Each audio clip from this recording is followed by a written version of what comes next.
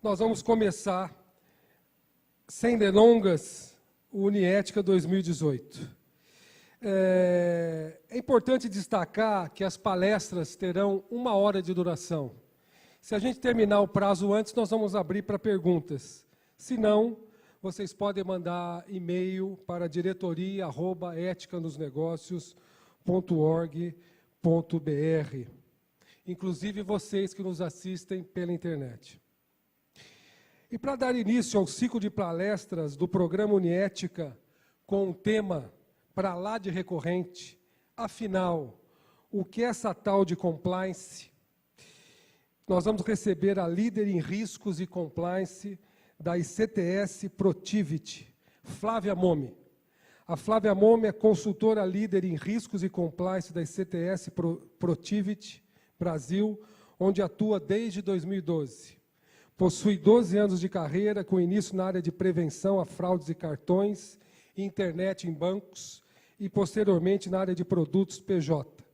Tem como foco projetos de risco, ética e compliance, eficiência, continuidade do negócio, prevenção de perdas e fraudes, rastreio da cadeia de fornecimento, com foco em auditoria e responsabilidade social, atuando em empresas dos setores diversos, como saúde, varejo, indústria, concessão de serviços públicos, serviços bancários, administrativos e transportes.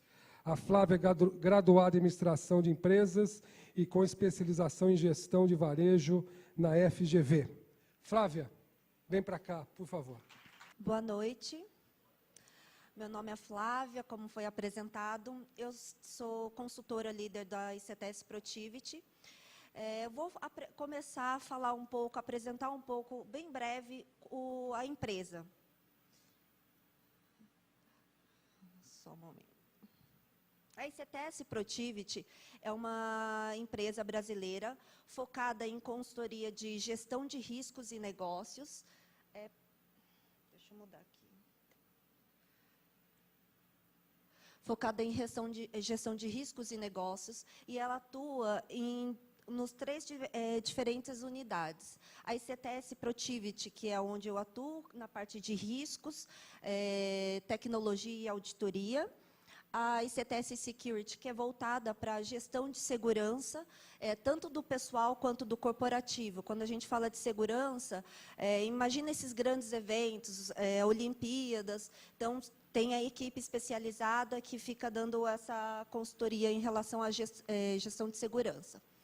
E a ICTS Outsourcing, que é a de gestão de riscos e compliance, que nada mais é que, acho que em muitas das empresas hoje em dia, na verdade, tem aquele canal de denúncia, onde você liga ou faz o registro via plataforma, via sistema, para fazer qualquer tipo de relato e denúncia. Então, é esse serviço um dos serviços que a gente presta.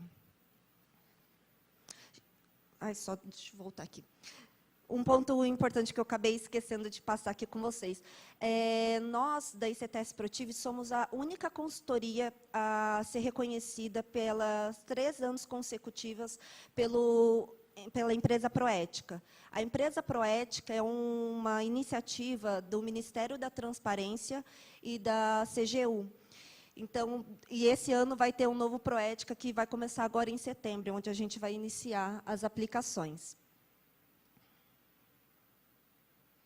Bom, gente, só passando aqui rapidinho em relação à agenda, a gente vai apresentar aqui o conceito, explicar um pouco do que significa compliance, falar um pouco do contexto atual, das empresas, passar um pouco, bem breve, em relação à legislação anticorrupção brasileira e como que os estados estão se movimentando, o que está tendo de novidade, falar um pouco do programa efetivo de compliance, falar um pouco da nossa metodologia, como que nós implantamos um programa de compliance efetivo, e, por fim, eu vou passar uma pesquisa que foi realizada pela ICTS Protiviti.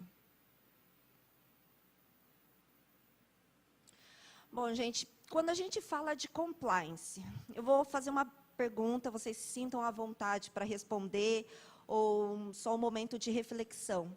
Quando a gente fala de compliance e ética, Vocês se consideram uma pessoa ética, uma pessoa, de acordo com o conceito de vocês, que vocês têm, uma pessoa ética e que atua de forma dentro das medidas de compliance? Obrigada. Então, o porquê eu estou fazendo essa pergunta? Eu vou só apresentar primeiro aqui o conceito e logo em seguida, a gente vai ver um vídeo em que vai mostrar algumas situações, atitudes do dia a dia, situações do dia a dia em que a gente se depara com algum dilema ético, em que a gente tem que tomar algumas atitudes.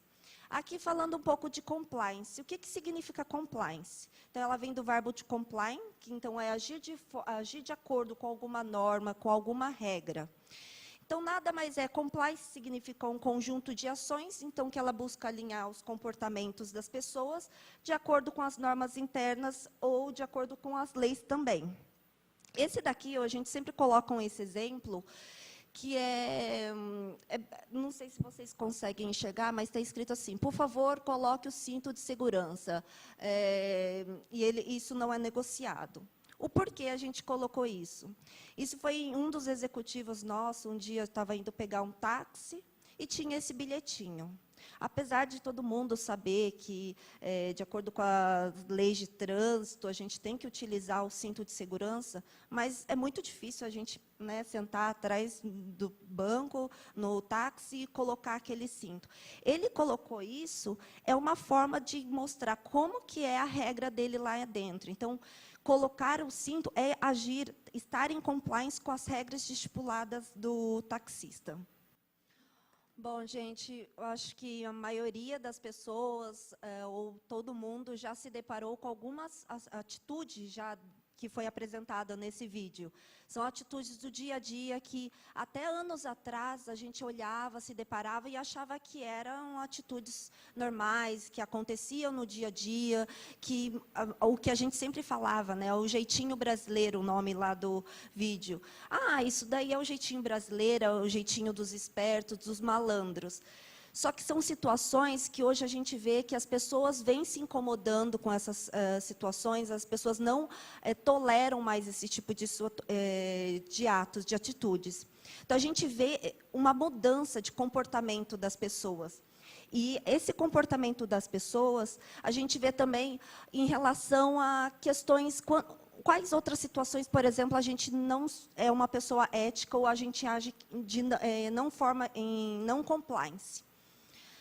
Revelamos informações confidenciais da empresa. Isso a gente está entrando um pouco no mundo corporativo, mas pensa, eu trabalho numa consultoria,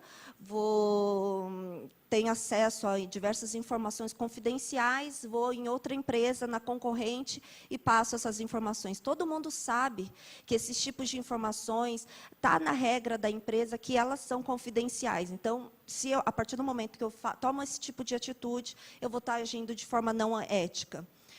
Há uma coisa simples, o dia a dia, quando a gente vou fazer um trabalho em uma empresa, eu tenho que pegar um táxi e esse valor vai ser reembolsado pela empresa.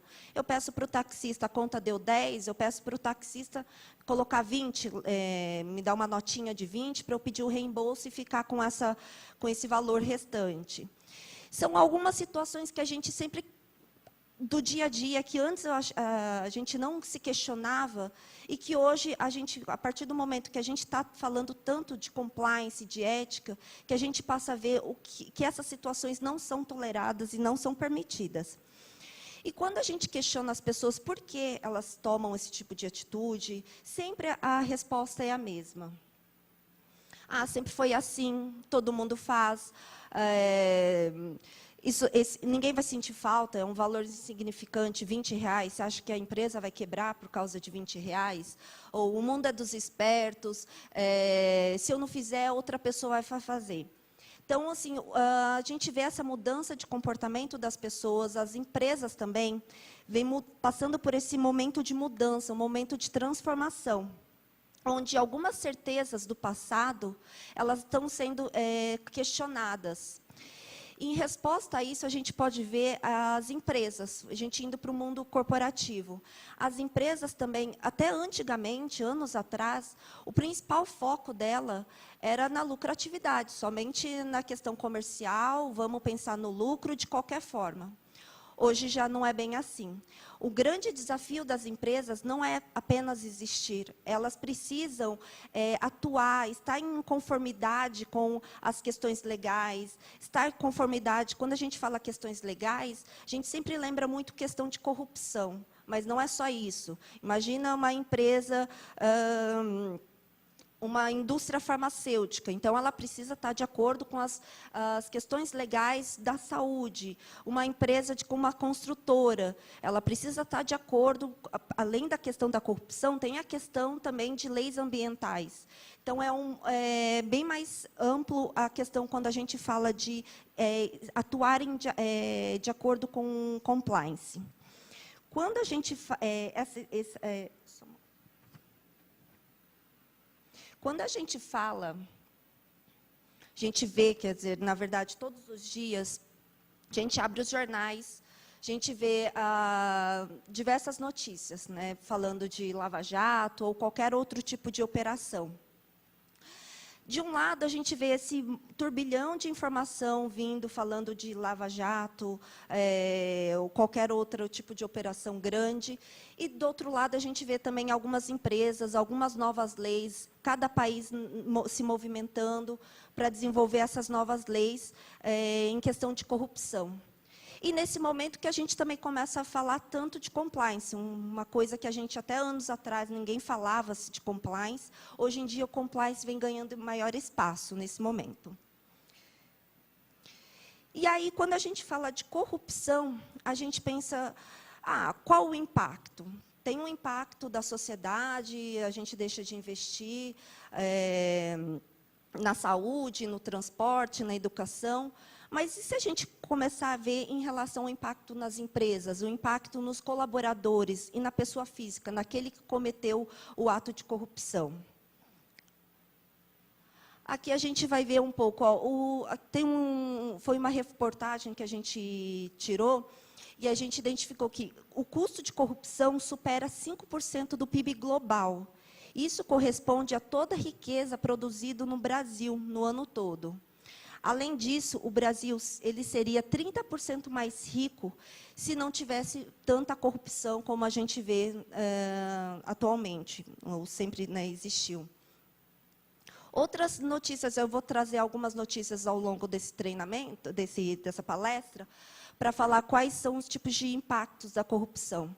Aqui a gente vê o impacto em relação à empresa privada. Então, 2 executivos do Bradesco foram acusados de corrupção. Antigamente, com a lei, não existia essa nossa lei anticorrupção, apenas a empresa respondia pelo ato de corrupção. Hoje, não. A pessoa física, a pessoa que cometeu aquele ato, ela também responde. Que corrupção faz FIFA perder 237 milhões em patrocínio. Imagina, as empresas hoje elas não querem ter a sua marca associada com uma empresa que pratica, faz atos de corrupção. Então, isso impacta, inclusive, até na lucratividade, não, na receita, em como as empresas vêm trabalhando. Esse caso é bem interessante, porque assim, a CCR ela foi apenas citada. Até agora, não existe nenhuma comprovação de que tenha, de fato, um envolvimento. Mas apenas pelo fato dela ter sido citada, ela teve a ação dela caiu na Bolsa. Aqui a gente vendo, tem um estudo da ACFI, que ele faz uma análise anual, e foi feita uma análise com 125 países, e foi identificado 7,1 bilhões de perda total em dólares, que a gente está falando, em relação a custo com fraude e corrupção. A perda média por cada caso é de 130 mil, E 20% desses casos é concentrado, tem o custo avaliado em até US$ 1 milhão. E quando a gente falou aqui da questão de ter o impacto para a empresa, o impacto para a pessoa física e o impacto para os colaboradores. O que isso pode gerar? Além da ameaça de prisão, a pessoa pode responder processo civil, a empresa tem um prejuízo financeiro, mas também isso prejudica a imagem da pessoa, do colaborador. E quando a gente fala do colaborador, não é somente daquele que cometeu o ato de corrupção. A gente está falando de todos os colaboradores da empresa. Foi feita uma pesquisa e que foi visto que tem uma queda de 4% no salário. A recolocação dessas empresas também fica mais difícil. Em relação também, o candidato apresenta uma desvantagem em relação aos demais candidatos. Uma prova disso são esses casos que aparecem. Escândalo mancha currículo e afetam salários de inocentes. Aqui, a situação que afasta talento. Imagina, você gostaria de trabalhar numa empresa que tem os valores diferentes do seu, que atua de forma antiética e, de certa forma, vai associar o seu nome com essas empresas? Então, isso acaba afastando os talentos. E aqui, demitida da Odebrecht, uma secretária, ela diz ser discriminada. Então, ela vem enfrentando essa dificuldade para se recolocar no mercado por questão de ter atuado, ter trabalhado durante um tempo, mesmo que ela não estivesse envolvida, né, no caso, ela acabou sendo afetada, tendo esse impacto para a pessoa. Aqui é uma pesquisa feita pela ONG da Transparência Internacional. Foi feita uma pesquisa com 180 países, onde ele foi avaliar a percepção de corrupção no mundo. Como vocês podem ver aqui, quanto mais vermelho, quanto mais escuro, é o maior nível de corrupção. É uma escala de 0 a 100. Para vocês terem noção, o Brasil atingiu a pontuação de 37. Ele está vermelhinho lá, meio laranja. Então, o nível de percepção de corrupção aqui no Brasil é muito alto. Só para a gente ver aqui a evolução do Brasil. De 2016 para 2017, nós caímos 17 posições. Imagina, de 180 países, nós somos o 96º lugar. O Brasil, para vocês terem noção, ele está atrás da Arábia Saudita, Timor-Leste, e ele empata na posição 96ª com Indonésia, Tailândia, Colômbia e Peru. Em primeiro lugar, os países que o nível de percepção de corrupção é muito baixo, ficou Dinamarca, Nova Zelândia em primeiro lugar, Dinamarca, Noruega. Esses são os principais. Isso não significa que lá não tenha corrupção, mas isso só mostra como que as pessoas, a população percebe.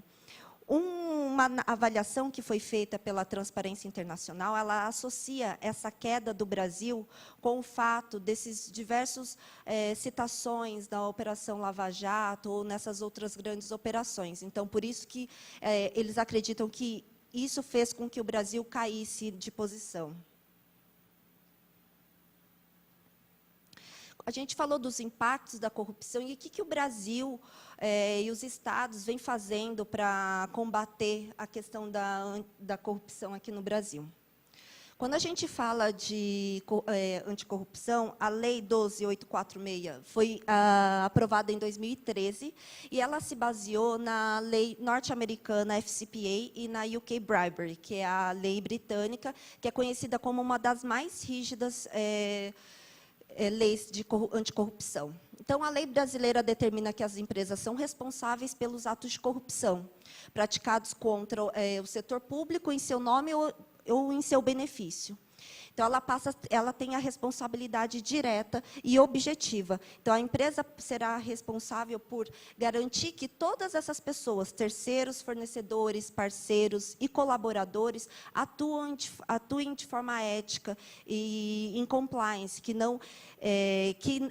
todas as atividades deles vão ser monitoradas, acompanhadas. Ele tem o dever de acompanhar e todas essas atividades que são em benefício próprio. Aqui as principais, o que essa lei prevê? A lei prevê a questão de corrupção. Então, é proibido conceder qualquer tipo de vantagem indevida a funcionário público. Ela aborda também não só a questão de corrupção, mas questão de licitação e investigação. Quando a gente fala em investigação, é se em algum momento a empresa começar a dificultar o processo investigativo. Então, isso também é abordado na Lei Anticorrupção brasileira. E aqui são os principais impactos. As multas. A multa vai de 1%, 0,1% do faturamento, até 20%. Se for uma empresa nova, por exemplo, aí eles determinaram um valor de 6 mil a 60 milhões de reais. Além da questão da multa, ela fica publicado nas principais listas, a empresa fica proibida também de fechar qualquer tipo de contrato durante um período com os órgãos públicos. Aquela lei é a lei brasileira, e, enquanto isso, também tem as leis estaduais de anticorrupção. Então, a gente vê que chega a ser a metade dos estados brasileiros, eles já vêm evoluindo e trabalhando também com leis específicas do próprio Estado. No próprio Estado do Rio, ele passou a exigir o programa de compliance para todas as empresas que for fechar contrato com a administração pública. Então, por isso que a gente vê, nesses últimos tempos, cada vez mais as empresas trabalhando, procurando implantar e estruturar esse programa de compliance. E, diante disso, após a crise, como que a empresa tem que recomeçar? O que ela tem que fazer para recuperar a credibilidade dela, recuperar a situação econômica dela e a confiança? Porque, imagina, essas empresas envolvidas nesses casos, elas têm a imagem abalada, a reputação abalada, e que isso prejudica todo o fluxo de caixa, prejudica toda a empresa. Então, aí a gente apresenta aqui esses 3 casos, essas 3 empresas. Quando a gente pergunta o que ela tem em comum, as 3 foram envolvidas e citadas em grandes operações, e elas também agora, para combater, para recuperar, elas acabaram investindo em programas de compliance. Elas estão investindo fortemente em programas de compliance, inclusive a Siemens é um caso, o programa de compliance dela é reconhecido mundialmente, porque eles tiveram uma multa muito alta, a gente vai até apresentar aqui um número, e agora eles têm um programa totalmente estruturado, que combate, com foco em combate à corrupção. Então, as empresas intensificam busca por compliance após casos de corrupção e também por questões da lei, né, anticorrupção. Que algumas empresas, tipo a Petrobras, por exemplo, eles são super rígidos. Então, fornecedores, para você se você quer ser fornecedor da Petrobras, por exemplo, você precisa comprovar que você tem um programa de compliance. Então, tem algumas empresas que essas grandes empresas passam a exigir esse programa de compliance das empresas, dos fornecedores, nos casos. Aqui é um número interessante, que acho que foi feita uma pesquisa em BH. 70% das pessoas que responderam afirmaram que possuem um programa de compliance. E de 2016 para 2017, teve um aumento de 30% das empresas que passaram a adotar esse programa. Então, a gente vê esse movimento até em algumas regiões bem específicas que vem identificando essa preocupação com o programa, o porquê é importante ter esse programa de compliance. Aqui o caso da Siemens, que a gente falou. Então, em 2007, ela se viu envolvida nesse grande escândalo, onde as autoridades da Alemanha e dos Estados Unidos, eles identificaram situações de suborno para diversos países. Eles tiveram que pagar uma multa de 1,6 bilhão de dólares. E, além da multa, eles se comprometeram a implantar um programa de compliance e também se comprometeram a colaborar com o processo investigativo. Esse processo de colaboração em um processo investigativo, eles faz com que a multa seja revista e atenuada. E aí, hoje, o slide eu tinha apagado. Hoje em dia, a Siemens, ela também, além da ICTS, ela também é reconhecida como empresa proética. Ela foi reconhecida 4 vezes. Ela se você entrar no site, eu convido vocês a entrar no site deles. Lá eles estão explicando como que eles estão estruturados o programa dele. E lá você vai poder, inclusive, o ex-compliance officer, que era o Reinaldo Goto, ele fazia alguns eventos em que convidavam pessoas de empresas, estudantes, para ir lá conhecer e ele explicar mesmo, falar um pouco do programa, do que é o programa de compliance da Siemens. Aqui a gente vai falar um pouco do programa efetivo de compliance. O que é isso? Essa é a metodologia que nós utilizamos. Ela está de acordo, ela atende todos os requisitos da lei, e também, então, é uma forma da empresa se precaver e minimizar os possíveis riscos relacionados à compliance. Aqui a gente entra primeiro na questão do patrocínio e tone of the top. O que é isso? É muito importante saber que a alta direção está patrocinando, está comprometido com as ações de compliance. Quando a gente fala isso, é porque, imagina, a gente está numa empresa, o presidente, a empresa tem código de ética, tem canal de denúncia, mas o presidente continua pagando propina, ele, às vezes, vira e mexe, aparece em algum noticiário. Que credibilidade que ele passa para os colaboradores? Então, assim, quando a gente fala do patrocínio tone of the top, um exemplo dar o exemplo não é a única maneira de influenciar, é a única. Então, é essa forma que ele tem que influenciar todos os colaboradores, dando o exemplo. Além disso, tem algumas outras situações, algumas outras ações que ele pode fazer. Por exemplo, participar de eventos de compliance.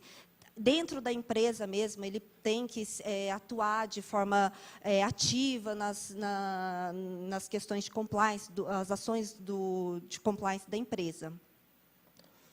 Outro elemento é a supervisão e recursos de compliance. Quando a gente fala supervisão e recurso, a gente está avaliando a equipe, a gente faz uma avaliação. Se a equipe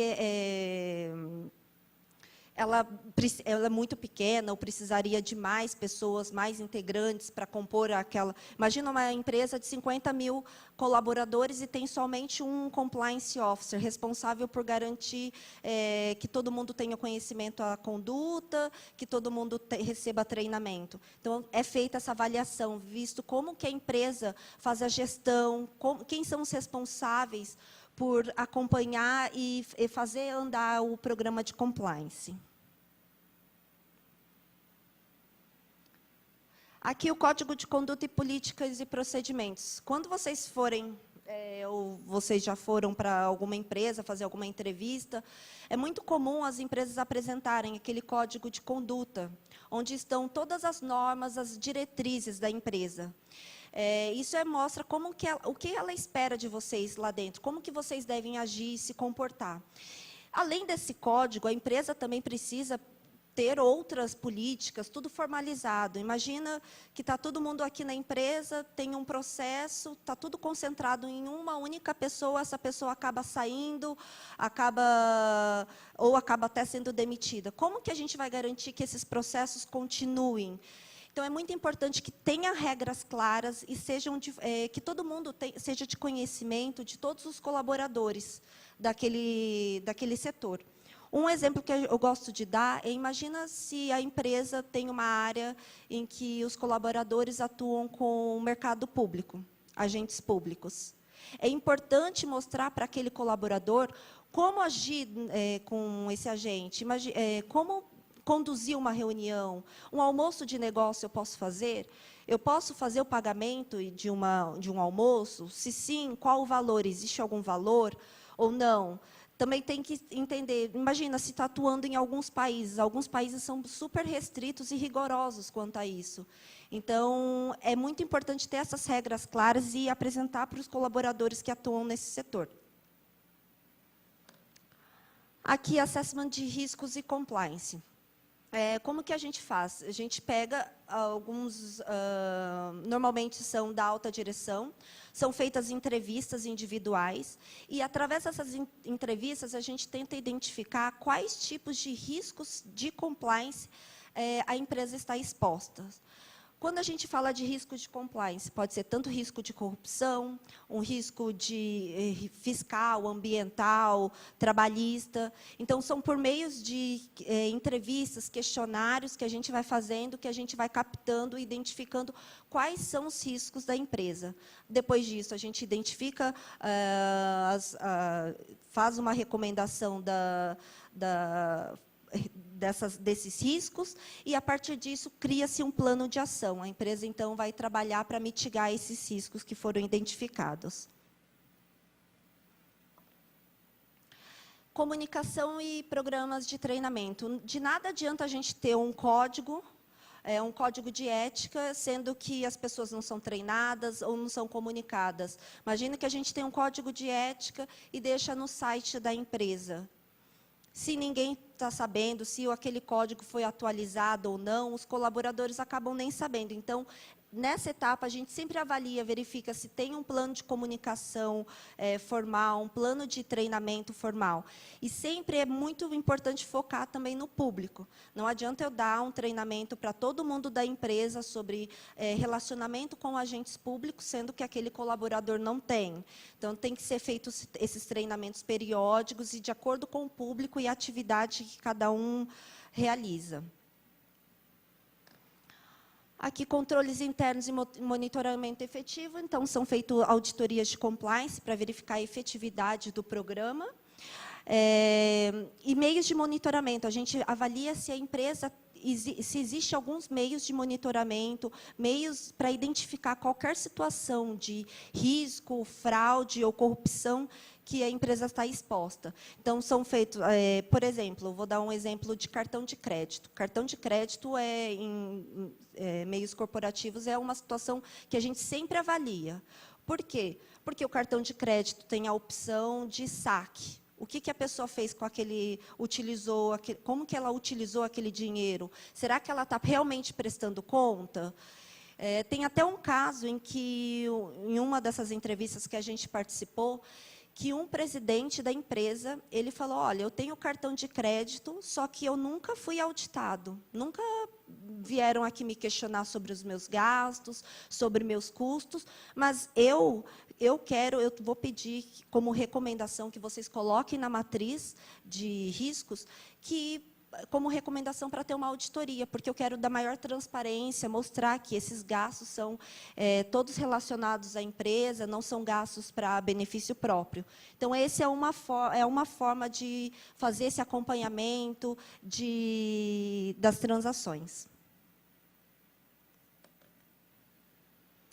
Aqui, atividades de due diligence. Quando a gente fala due diligence, a gente significa que é uma diligência prévia, como se fosse realmente uma investigação. A gente vai avaliar se a empresa ela foi citada em alguma watchlist, ou se a empresa está envolvida em algum escândalo, se ela passa por algum problema na justiça, se ela tem problemas trabalhistas.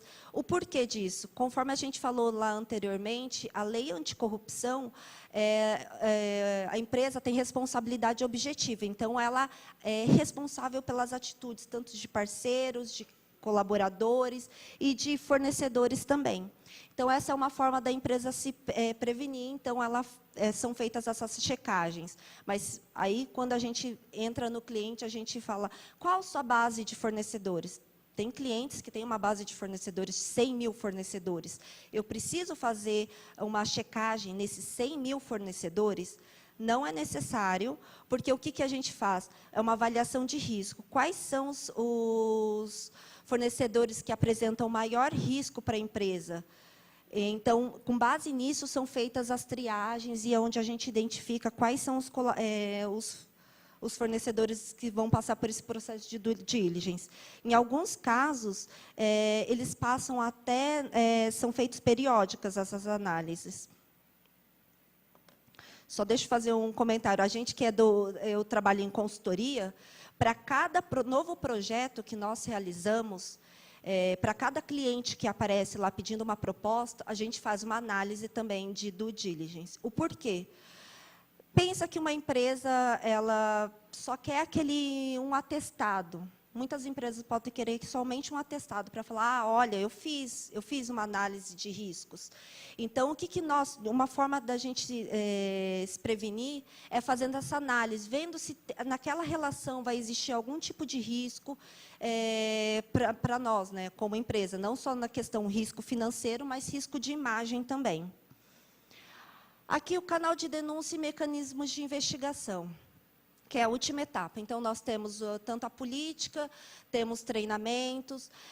Quando a gente fala do canal de denúncia, o canal de denúncia sempre é uma recomendação que ele seja terceirizado. Para quê? Isso? Para garantir que a não retaliação, para fazer com que os colaboradores se sintam seguros. Antigamente, era muito comum, a gente, nas empresas, tinha aquelas caixinhas, né, de sugestão ou reclamação. Quem tinha coragem de fazer qualquer tipo de reclamação ou sugestão, o que for? Então, eram poucos, com medo do quê? De sofrer algum tipo de retaliação.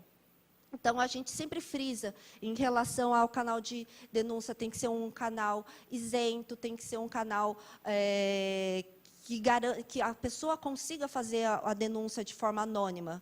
Também, porque em muitos casos a pessoa não quer se identificar, mesmo que seja um canal terceirizado, ela se sente insegura. Então, são feitos, também a gente disponibiliza essa opção de ser feito as denúncias de forma anônima.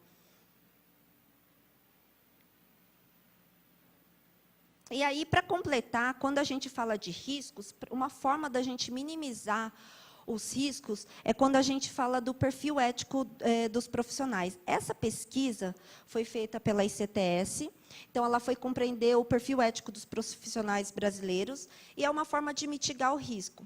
Porque você pode ter o melhor programa de compliance, com regras, com alçadas de aprovação, com uma equipe lá monitorando o tempo todo, auditoria. Só que o que acontece é que também, muitas vezes, depende do profissional, da pessoa, da questão ética e dos valores da pessoa. Então, foi feita essa pesquisa com 146 empresas, onde 6.277 pessoas foram entrevistadas. E aí resultou nesse seguinte resultado aqui, ó. Como vocês podem ver, quanto mais alto, é maior a percepção moral e a flexibilidade em relação a leis, a normas. Ou seja, a pessoa está mais suscetível a burlar qualquer regra, qualquer lei, qualquer norma. E quanto mais baixa a percepção, a pessoa entende que a atitude antiética chega a ser uma agressão para ela. A maior preocupação não é nem com o pessoal lá que a gente considera alto, porque esses aí a gente já sabe que eles tendem a ter esse perfil ético flexível. A maior preocupação é nesse meio, desses 80%, porque eles podem ou ir na escala do mais alto ou também para o mais baixo. Então, aí que o programa de compliance entra. Para essas pessoas, para fazer com que crie-se uma cultura de compliance e essas pessoas que esses 80%, eles passem a atuar de forma ética e não com perfil de ético flexível. Essa pesquisa está disponível no site da ICTS Protivity, vocês podem acessar. Ela é feita de 2 em 2 anos, esse é o último resultado, é a última pesquisa que foi feita. Aí, os benefícios do programa de compliance. Ela minimiza os riscos, né? Quando a gente falou que ela minimiza os riscos, protege a reputação da empresa, alavanca os negócios, fortalece a cultura, valoriza a empresa. Tem até uma pesquisa que eu vou mostrar aqui logo em seguida, uma reportagem. E quando a gente fala diminuição dos custos com investigação e reações reativas, por quê? O que as empresas gastam com investigação é muito maior do que as empresas investem em um programa de compliance.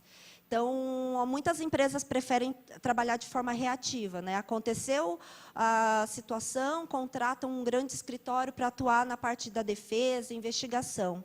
Mas, se ela passar a investir em um programa de compliance, ela consegue ter uma recuperação, uma redução do custo muito maior. Aqui é aquela reportagem que eu falei, né, que o programa de compliance ela pode influenciar o valor das empresas, já tem vários estudos a respeito disso. E aqui, para finalizar, eu trouxe um vídeo. Aperta o vídeo para mim.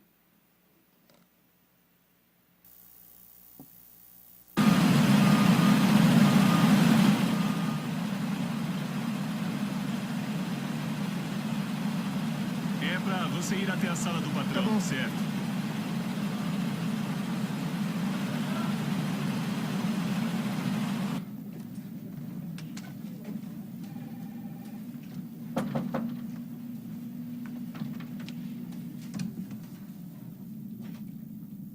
Olá, Sr. Martínez. Sente-se. Obrigado, senhor. Produziu bastante no seu primeiro mês aqui. Fez um bom trabalho. Agradeço muito por estar aqui. Sr. Martínez, o motivo de eu chamá-lo aqui é que eu estou procurando mais um gerente para supervisionar o transporte e estoque. Exige mais responsabilidade, mas paga mais. Seria do interesse do senhor? Claro que sim. Antes da decisão final, eu gostaria que trabalhasse um turno nesse departamento semana que vem. Vai ver uma lista de 17 engradados que vão chegar. Mas um dos engradados irá para um galpão separado. Sr. Martínez, quando fizer o relatório, eu gostaria que colocasse que recebemos 16 engradados. Vão chegar 17, mas quer que eu escreva 16? É isso mesmo. Eu tenho outro objetivo para o engradado extra.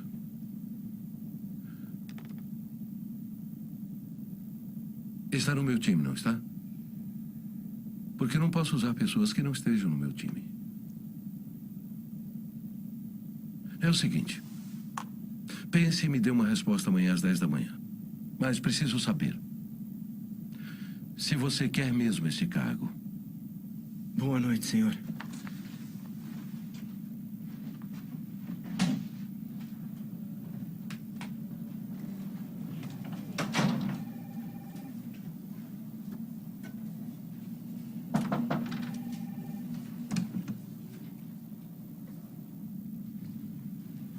Bom dia, senhor.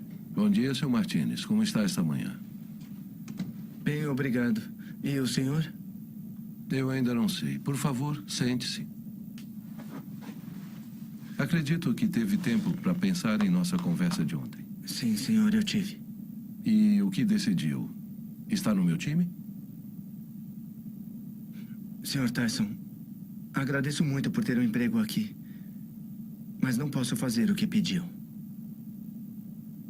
E por que não? Porque é errado, senhor. E seria uma desonra para meu Deus e minha família mentir no relatório.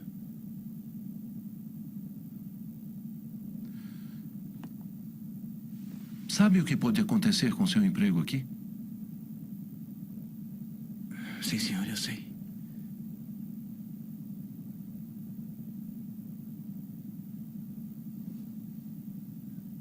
Javier, posso apertar sua mão? Meu jovem, você me deu a resposta certa. Procuro alguém para gerenciar o transporte e estoque e, sinceramente, você era a última pessoa da minha lista. Mas preciso de alguém de confiança. Você aceita o cargo? Ajustaremos seu salário. Seria uma honra, senhor. Ótimo. Então o cargo é seu. O Walter vai dar todos os detalhes a você e eu avisarei os funcionários na segunda. Meus parabéns, Javier. Aí, Javier. Obrigado pela integridade. Isso é raro. Muito bem, Javier. Depois de 6 candidatos, eu estava ficando desanimado.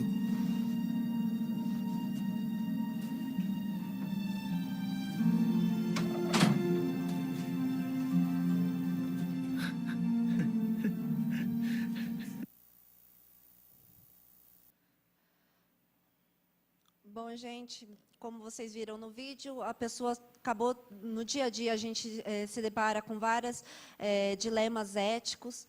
E dessa vez veio um dilema, na verdade, veio o chefe fazendo esse pedido para ele, né?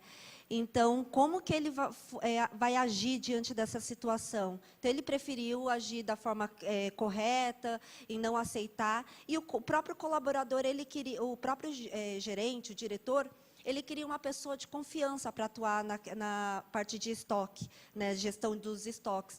Então, você vê o quanto é importante a questão de integridade, de atuar de forma ética e em compliance. Eu vou deixar aqui o meu contato, caso vocês tenham alguma dúvida em relação, ou tenham alguma dúvida em relação ao material, ou até em relação a algum serviço, algum produto nosso, eu estou à disposição, ou vocês podem entrar em contato com o Douglas, no e-mail que ele passou.